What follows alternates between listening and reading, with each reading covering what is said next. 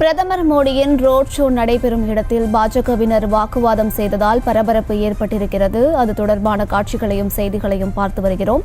மேலும் விவரங்களை கொடுப்பதற்காக செய்தியாளர் லதா இணைப்பில் இருக்கிறார். பேசலாம். லதா, விவரங்கள்.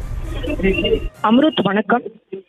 சென்னையில் இன்று மாலை பிரதமர் நரேந்திர மோடியின் ரோட் ஷோ நிகழ்ச்சியானது நடைபெறுகிறது. தியாகராய நகர் முதல் தேனாம்பேட்டை வரை இந்த ரோட் ஷோ நடைபெற இருக்கக்கூடிய நிலையில் அந்த பகுதிகளில் அங்கங்கே பேனர்களும் அதே போல பாஜக கொடிகளும் வைக்கப்பட்டிருக்கிறது. இதற்கிடையே அந்த கொடிகளை அகற்ற கோரியும் அந்த பேனர்களை அகற்ற கோரியும் பாஜகவினருக்கும் போலீசாருக்கும் இடையே வாக்குவாதமானது ஏற்பட்டிருக்கிறது.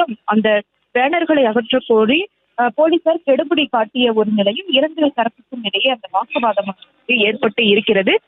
முக்கியமாக தேர்தலை முன்னிட்டு வரக்கூடிய நாடாளுமன்ற தேர்தலை முன்னிட்டு பிரதமர் நரேந்திர மோடி பாஜக வேட்பாளர்களுக்கும் கூட்டணி கட்சியை சேர்ந்தோருக்கும் ஆதரவு திரட்டும் வகையில் தமிழகத்திற்கு 2 நாள் பயணமாக வருகை தந்து இருக்கிறார். அந்த வகையில் இன்றைய தினம் சென்னை தியாகராய நகர் முதல் தேனாம்பேட்டை வரை ரோட் ஷோவானது நடைபெற இருக்கிறது. அந்த வகையில் வழிகளில் ஆங்காங்கே பேனர்கள் வைக்கப்பட்டு இருக்கக்கூடிய நிலையில் பேனரை அகற்ற வேண்டும் என்று போலீசார் கூறியிருந்த நிலையில் இரண்டு தரப்பிற்கும் இடையே முக்கியமாக கருநாகராஜன், பாஜகவினுடைய மாநில துணைத் தலைவர் கருநாகராஜனுக்கும் அதே போல் கராத்தே தியாகராஜனுக்கும் இடையே அந்த போலீசாருக்கும் இடையே வாக்குவாதமானது ஏற்பட்டு இருக்கிறது. நாங்கள் முறையான அனுமதி பெற்று பேனர்கள் வைக்கப்பட்டு இருப்பதாகவும் கராத்தே தியாகராஜன் அந்த இடத்தில் தெரிவித்து இருப்பதையும் நாம் பார்த்தோம்.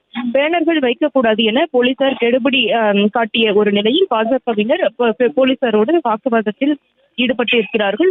உரிய அனுமதி பெற்றும் பேனர்கள் வைக்க போலீசார் இடையூறு ஏற்படுத்தியதாக கராத்தே தியாகராஜன் பேசியதையும் கூட நாம் கேட்டோம். இதற்கிடையே இத்தகைய வாக்குவாதமானது ஏற்பட்டு இருக்கிறது.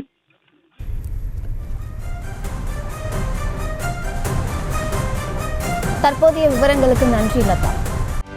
செய்திகளை உடனுக்குடனும் துல்லியமாகவும் தெரிந்து கொள்ள சப்ஸ்கிரைப் பண்ணுங்க.